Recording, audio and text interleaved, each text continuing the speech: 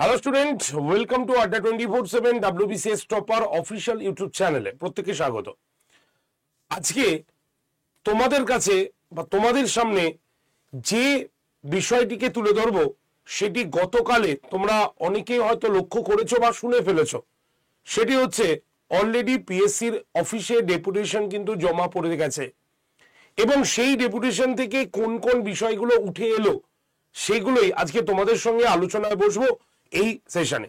Welcome to আড্ডা 24/7 WBCS topper official YouTube চ্যানেলে। আমি সুমিত স্যার তোমাদের শুধুমাত্র সেইটুকু নিউজ দেবো যেইটুক নিউজ আমাদের কাছে উঠে এসছে। তো সেটা কি, সেটা জানার জন্য অবশ্যই তোমাদের এই 5টা মিনিট এই ভিডিওটি প্রথম থেকে শেষ পর্যন্ত দেখতে হবে এবং অ্যাজ এ সচেতন নাগরিক হিসাবে আমাদের কর্তব্য এই সেশনের লিঙ্কটা তোমরা তোমাদের বন্ধু বান্ধবদের কাছে জানিয়ে দেবে যাতে তারাও এই বিষয়টির সঙ্গে অবগত থাকে। তার জন্য অবশ্যই সেশনটিকে একটু শেয়ার করে দেবে এবং তার পাশাপাশি চ্যানেলকে সাবস্ক্রাইব তো করেই রাখতে হবে। তো চলো লেটস স্টার্ট, শুরু করা যাক আজকের এই সেশনটি। তো আজকের এই সেশনে তোমরা জানো যে গতকালে পিএসসি তরফ থেকে পিএসসিতে ডেপুটেশন জমা পড়েছে এবং সেখানে 3টে বিষয় নিয়ে কথা বলা হয়েছে। তো এখানে আমাদের জন্য দরকার হচ্ছে এই দুটি বিষয়, সেই দুটি বিষয় আমি তোমাদের সামনে তুলে এনেছি। একটা হচ্ছে 11টি যে ইন্ডিকেটিভ নোটিফিকেশন বেরিয়েছিল সেই ইন্ডিকেটিভ নোটিফিকেশন কি বন্ধ হয়ে যাবে নাকি এর ফুল লেন্থ নোটিফিকেশন আসবে আমাদের সামনে। আর 2 নম্বর, ক্লার্কশিপ এবং মিসেলিনিয়াস মেন্স পরীক্ষার আপডেট কি রয়েছে, আদৌ কি পরীক্ষা হবে না পরীক্ষা হলে সেটা পেয়ে যাবে নাকি সেম ডেটে পরীক্ষা হবে। তো তার আগে তোমাদের একটু আমি জানিয়ে রাখি যে এই বিষয়ে কোর্টের মন্তব্য বা কি ছিল। আমরা জানি যে ওবিসি কেস আমাদের গোটা রাজ্যের পরীক্ষাকে থমকে রেখেছে। তো এতে কি কোর্টের তরফ থেকে বা কোর্টই কি এর জন্য দায়ী বা কোর্ট কি বলেছে আমাদের পরীক্ষা বন্ধ রাখার কথা।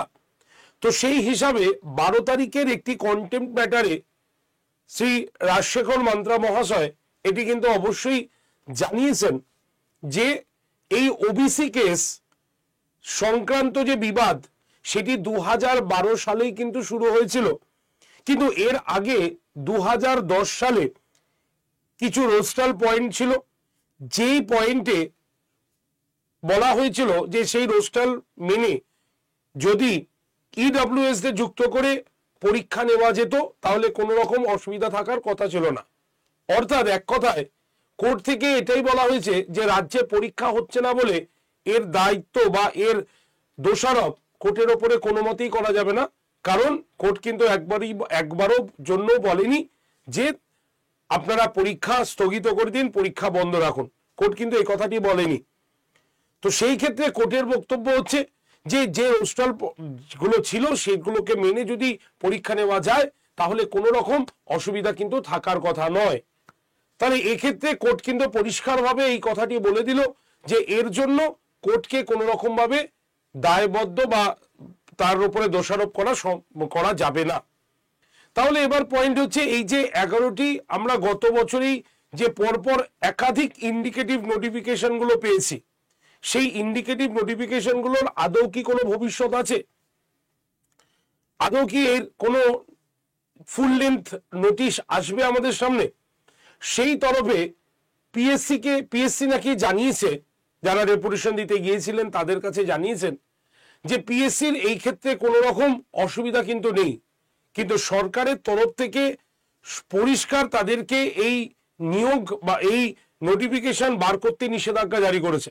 সুতরাং সরকারের তরফ থেকে যখন এই নিষেধাজ্ঞা জারি করার কথা পিএসসির কাছে এসছে তো পিএসসির পক্ষে সম্ভব নয় এই যে ইন্ডিকেটিভ নোটিফিকেশন গুলো ছিল তার ফুল লেন্থ নোটিফিকেশন পাবলিশ করার।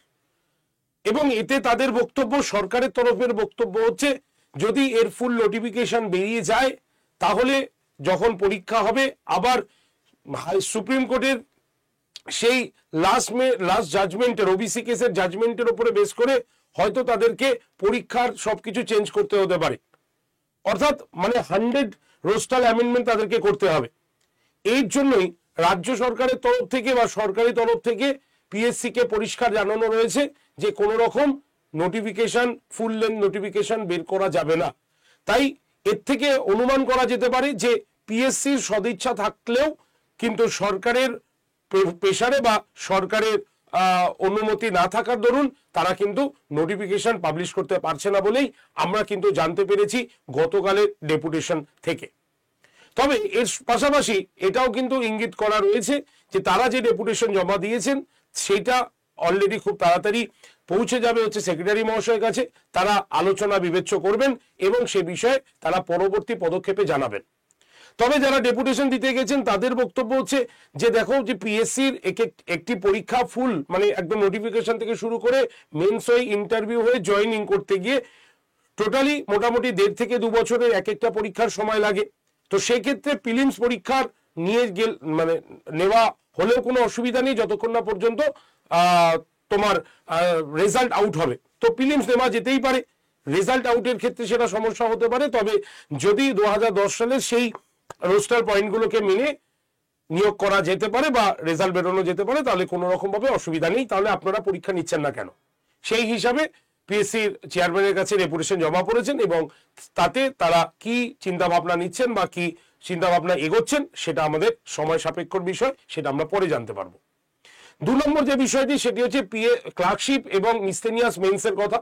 এই মেন্স পরীক্ষা কি আদৌ হবে নাকি সেটা পিছিয়ে যাচ্ছে, এই বিষয়ে যখন আলোচনার সাপেক্ষে রয়েছে সেই ক্ষেত্রে কিন্তু মোটামুটি যারা ডেপুটেশন দিয়েছেন তারা কিন্তু পরিষ্কার বলেই দিচ্ছেন বা তারা কথা বলার মাধ্যমে তারা বুঝে গেছেন যে এই পরীক্ষার ডেট কিন্তু পিছোচ্ছে। তবে এই পরীক্ষাটি একেবারে যে বন্ধ হয়ে যাচ্ছে এরকম কোনো রকম ইঙ্গিত তারা কিন্তু দেননি। সুতরাং এই পরীক্ষার ডেট পেছানোর সম্ভাবনা একদম 90% তারা কিন্তু উল্লেখ করছেন। তো সেই ক্ষেত্রে দেখা যাচ্ছে কি এটাও সময় সাপেক্ষের বিষয়, কারণ এই মেন্সের ক্ষেত্রে কোনো রকম কিন্তু বাধ্যবাধক মানে বাধা নেই যে তুমি আপনারা পরীক্ষা নিতে পারবে না, কারণ এটা অনগোয়িং প্রসেস। আর কোর্ট অবশ্যই বলেছেন যে অনগোয়িং প্রসেসের উপরে এইগুলোর কোনো কিন্তু প্রভাব পড়তে পারে না। তাই পিএসসি মেন্স এবং তোমার পিএসসি মিসলেনিয়াস মেন্স এবং ক্লার্কশিপ মেন্সের পরীক্ষার ডেট হয়তো পেছোতে পারে, ঠিক আছে, বা তারা 50-50 চান্সও কিন্তু এখানে দিয়েছেন। তো এইগুলো যতক্ষণ না পর্যন্ত পিএসসি অফিস থেকে অফিসিয়ালি ভাবে অ্যানাউন্সমেন্ট না হচ্ছে সেহেতু সেগুলো আমরা জানতে পারবো না।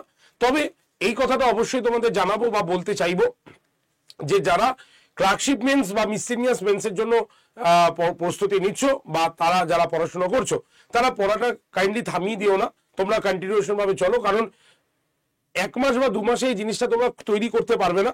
তাই তোমাদের উচিত এই মুহূর্তে দাঁড়িয়ে যে যারা এই তোমার ক্লার্কশিপ বা মিসলেনিয়াস মেন্সের জন্য প্রস্তুতি নিচ্ছিলে বা নিজেরা পড়ছিলে তারা কিন্তু অবশ্যই তোমাদের পড়াটাকে কন্টিনিউশন করবে। তো এবার এই দুটো কথাই আমাদের সামনে উঠে এসছে এবং তার পাশাপাশি ক্লার্কশিপের ভ্যাকেন্সি কত সেটা নিয়ে একটি প্রশ্ন এসছে। তো আমি যখন ক্লার্কশিপের ভ্যাকেন্সি ফাইনালি চলে আসবে আমরা অবশ্যই এই চ্যানেলে সেটাকে কভার করার চেষ্টা করব অবশ্যই। তাই তোমরা যারা যারা এই সেশনটি দেখলে অবশ্যই মনের জোর শক্ত রেখে পরীক্ষার প্রস্তুতি নেওয়া স্টার্ট করো বা প্রস্তুতি নেওয়া শুরু করো, যাতে তোমরা খুব সহজে তোমার বয়স এবং যোগ্যতা অনুসারে অন্যদিকে মুভ করতে পারো, অথবা তোমরা যখন এই পিএসসির নতুন অ্যানাউন্সমেন্ট হবে বা অ্যানাউন্সমেন্ট আসবে তার দিকে এগোতে পারো। এবার ডিসিশন হচ্ছে তোমাদের ওপরে। এই দুটো ডেপুটেশন থেকে আমাদের সামনে উঠে এসেছে, তাই আমরা অবশ্যই তোমাদের বলেইছিলাম এই চ্যানেলে ফার্স্ট আমরা কভার করে দেবো, তো আমরা কভার করেছি। তাই এবার ডিসিশন তোমাদের ওপর, কারণ রাজ্য নেই তো কি আছে, আমাদের সেন্ট্রাল রয়েছে, একাধিক পরীক্ষা রয়েছে। তো সময়ের সাপেক্ষে বা সময়ের সঙ্গে সঙ্গে আমাদের গতিধারা, আমাদের মানে মোটিভেশন বা মুড সবকিছু চেঞ্জ করতে হয়, আমরা সকলেই জানি। সুতরাং এবার আমাদের কি করতে হবে, আমাদের সেই দিন এসেছে যে সময় তোমার চিন্তা ভাবনা তোমাকেই নিতে হবে। এবং শুধু তাই নয়, যদি দরকার হয় নিজেকে কেন্দ্রীয় সরকারের বিভিন্ন পরীক্ষার জন্য প্রস্তুতি রেডি করো, যাতে পিএসসি এলে তো পিএসসির পরীক্ষা দেবই, এটা নিয়ে কোনো নেই, কিন্তু বয়স থাকাকালীন সময় আমরা যাতে অন্য পরীক্ষাগুলো তোমাদের দিয়ে দিতে মানে তোমরা দিতে পারো সেই দিকে লক্ষ্য কিন্তু রাখতে হবে। তো চলো আজকে সেশন এইটুকু পর্যন্তই থাকছে। যারা যারা সেশনটি দেখলে, যদি সেশনটি তোমার উপকারে আসে অবশ্যই লাইক শেয়ার করে দেবে এবং অবশ্যই যারা এখনো পর্যন্ত চ্যানেল সাবস্ক্রাইব করেনি তারা অবশ্যই চ্যানেলটাকে সাবস্ক্রাইব করে রাখবে, যাতে নতুন কোনো অ্যানাউন্সমেন্ট এলে আমি তোমাদের কাছে জানিয়ে দিতে পারি এই চ্যানেল থ্রুতে। থ্যাংক ইউ ভেরি মাচ, ভালো থেকো, বেস্ট অফ লাক।